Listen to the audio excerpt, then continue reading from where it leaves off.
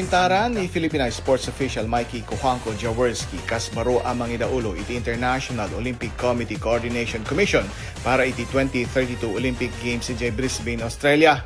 Dahil iti nagbalin nga anunsyo iti IOC dilayang kalmaan aldaw iti Lunes kalpasan iti ibaba iti pwesto ni President-elect 𝐂𝐻𝐶-𝐒 ni Jaworski ket dati na miyembro iti IOC Executive Board iti paituwen 2020 ket agserbi amang kita iti plano ken panangiswat iti Olympic Games Brisbane 2032 makipagkambayet iti Organizing Committee, Olympic movement stakeholders, local authorities ken international sports federations.